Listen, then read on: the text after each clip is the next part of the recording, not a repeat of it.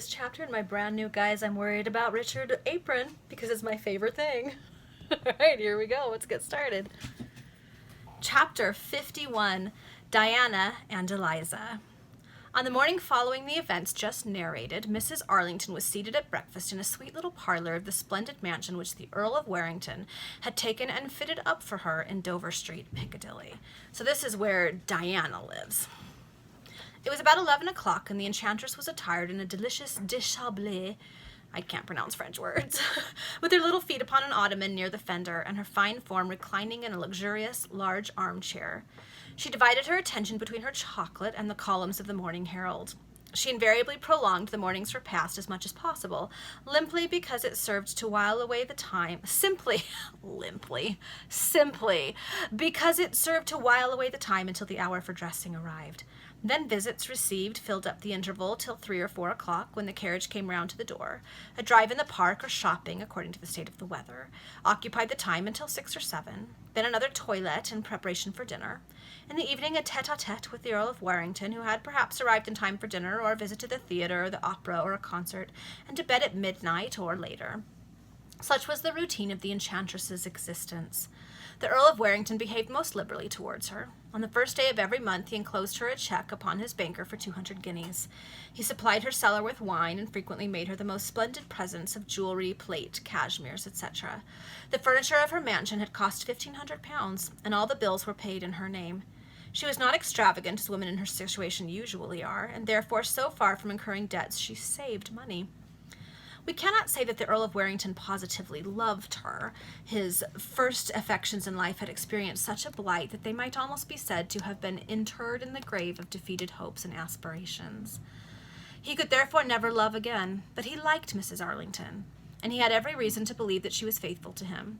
He was charmed with her conversation and her manners. He saw in her a woman who gave herself no airs, but on the contrary exerted herself in every way to please him. She never attempted to excite his jealousy, nor affected gusts of passion merely for the sake of asserting her independence or of proving the hold which she possessed over him. And in her society he forgot the cares of politics in which he was profoundly interested, and all those other little annoyances, real or imaginary, to which everyone in this world is subject, he be his condition ever so prosperous. And Diana was faithful to him. She was a woman naturally inclined to virtue. Circumstances had made her what she was. She looked upon the Earl of Warrington as a benefactor, and although she did not actually love him more than he loved her, she liked him upon pretty nearly the same principles that he liked her. Her vanity was flattered by having captivated and being able to retain a handsome man, whose wealth and high rank rendered him an object of desire on the part of all ladies situated as Diana was. She, moreover, found him an agreeable companion, kind and indulgent, and thus their liaison continued upon a basis which nothing appeared to threaten nor even to weaken. They never spoke of love in reference to their connection. The Earl was never upon his knees at the feet of his mistress, nor did he repeat vows of constancy and fidelity every time he saw her. She acted on the same principle toward him. There was a great amount of real friendship and good feeling between those two, but not an atom of mawkish sentimentality. The Earl could trust Diana. He consulted her upon many of his plans and proceedings, whether in regard to his political career or the management of his estate, and she invariably tendered him the advice which appeared most consistent with his interests. He therefore placed the fullest confidence in her, and hence have we seen her carrying out all his generous plans with reference to Eliza Sidney. But to continue. Mrs. Arlington was seated at breakfast, as we have before stated, when a servant entered and informed her that Miss Sidney requested a few minutes' conversation with her. Diana immediately ordered Eliza to be admitted.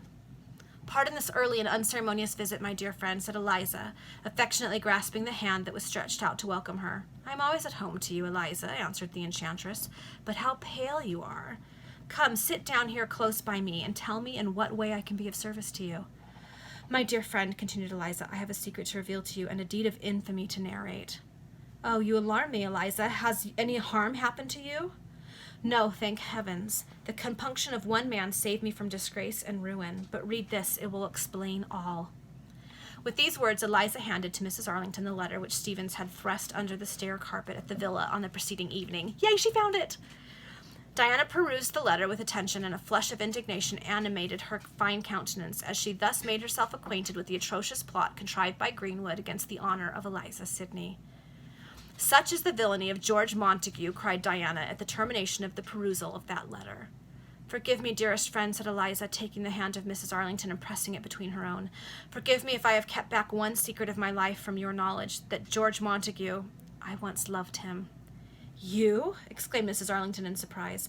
Yes, Diana, I once loved that man before the fatal exposure which led to my imprisonment, but he behaved like a villain. He endeavored to take advantage of my affection, and I smothered the feeling in my bosom. Oh, you did well. You did well thus to triumph over a passion which would have been fatal to your happiness, for never would your hopes have been fulfilled with honor to yourself, added Mrs. Arlington, sinking her voice almost to a whisper. Yeah, 'cause she knows. Alas, you are right. I stood upon the brink of a precipice. I escaped. But Montague, or Greenwood, whichever he may choose to call himself, pursues me with a view of accomplishing my dishonor. The crimes of that man are unlimited, and his perseverance is unwearied, said Diana. What plan can I adopt, demanded Eliza, to escape his machinations? What system can I pursue to avoid his persecution? Conceive my affright when upon waking this morning I remembered that I had not retired to bed last evening of my own accord, that I could think of nothing that had occurred since supper time. Then I found that the bell rope in my sleeping room was cut, and that a weapon which I have been in the habit of keeping beneath my pillow ever since I first dwelt in the villa had disappeared. Oh, I was alarmed. I shuddered, although it was broad daylight and everything was calm and silent around. At length I summoned the servant, and she entered, bearing a letter which she had discovered a few moments before beneath the stair carpet. That letter is the one you read ere now, and it explained all. Tell me, Diana, how am I to avoid the persecution and combat the intrigues of this man? Alas, my dear, said Mrs. Arlington after a few minutes' consideration, I know of no effectual method save that of leaving London. And if I leave London, I will leave England, said Miss Sidney, but I can do nothing without the consent of him to whom I am under such deep obligation. You mean the Earl of Warrington, observed Mrs. Arlington. I admire the sentiment of gratitude which animates you. The Earl will do all he can to forward your views and contribute to your happiness. You shall pass the day safe with me, Eliza. Here, at least, you are safe, and I will immediately write a note to the Earl and request him to call upon me without delay. His lordship will perhaps be annoyed. Fear nothing, Eliza. I will see the Earl in another room, and let not this disinclination to meet you on his part cause you pain. You well know the motive of his conduct, the memory of your mother. I am well aware he can have no antipathy towards me on my own account, interrupted Eliza, else he could not have acted towards me in a way which claims all my gratitude. Mrs. Arlington dispatched the note to Lord Warrington, and then hastened to dress to receive him. In an hour the Earl arrived. He and Mrs. Arlington were then closeted together for a considerable time. It was 4 o'clock when the nobleman took his departure, and Diana returned to the room where she had left Eliza Sidney.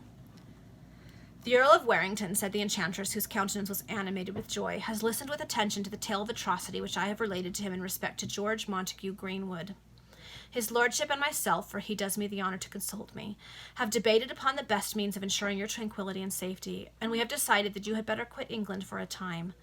The perseverance of that bold, bad man, backed by his wealth, may succeed in effecting your ruin, you yourself remaining innocent of guilty participation. The Earl has recommended Italy as the country most likely to please you, and the more so because he himself possesses a charming villa in the state of Castelcicala, which is where the Count is from. Guys, every time you think it can't get more complicated and intertwined, it does. Ugh.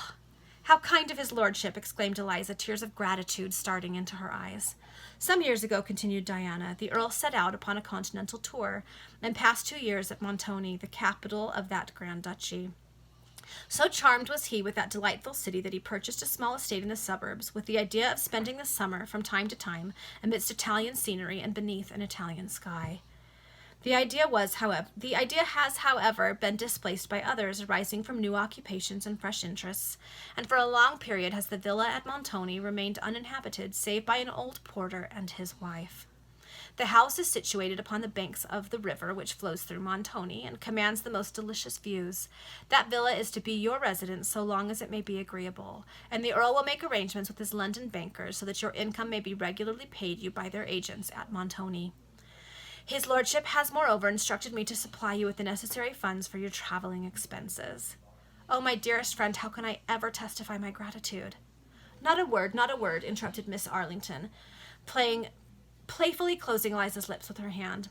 The Earl conceives that he is performing a duty sacred to the memory of his deceased uncle, in thus caring for you, who are the offspring of that uncle's daughter. And on my part, Eliza, on my part it is a pleasure to do you a service, but I have not yet finished. The Earl has gone straight to Richmond to call upon a certain Count Alteroni, a noble exile from the Grand Duchy of Castelcicala, with whom it appears the Earl was acquainted in Italy. His object is to obtain for you a few letters of introduction to some of the best families of Montoni, so that you may not want society. I shall live in so retired a manner, said Eliza, that this additional act of kindness was scarcely necessary. Oh man, I hope when he talks to the Count that Mr. Greenwood comes up and the Count finds out a few things. The Earl will have his own way, and perhaps those letters may prove useful to you. Who can tell? Exclaimed Mrs. Arlington. Okay, so that's foreshadowing. The letters are going to be useful for some reason. But I must observe that I cannot think of parting with you any more until you leave England altogether. In 3 or 4 days the necessary preparations for your journey will be completed. Meantime you must remain here as my guest. The Earl himself recommended this step. That is, added Mrs. Arlington, if my house be agreeable to you and my society. Oh, how can you entertain a doubt on that head, cried Eliza, embracing Diana with the most grateful fervour. Ah, it is but a few hours since I said how happy I should be to call you by the endearing name of sister. And would you not blush, Eliza, to call me your sister? Said Mrs. Arlington in a tone deeply affected.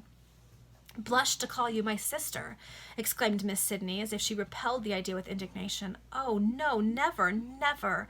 You are the most noble-hearted of women, and as such I revere you.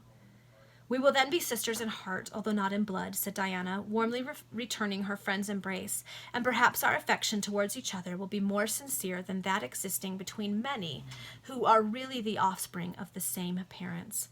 Mrs. Arlington gave directions to her servant that she was not at home to a soul save the Earl of Warrington, and the ride in the park, the shopping, the theatre in the evening, all were sacrificed by Diana to the pleasure of Eliza's society. Miss Sidney dispatched a note to the villa at Upper Clapton, announcing her intention of staying a few days with Mrs. Arlington. In the evening, Louisa, who had just returned from the journey on which the fictitious letter written by Stevens had sent her, made her appearance in Dover Street with clothes and such for her mistress, and she then received instructions relative to the intended departure for the continent. Okay, that's the end of chapter 51. So Eliza is headed to the exact area of Italy where the Count is from. The Earl is on his way to talk to the Count. The Earl knows Greenwood is Montague and is a terrible person. I don't know how that's going to play out. It seems like every time I think, oh, they're going to figure it out this time, they don't. So we'll see.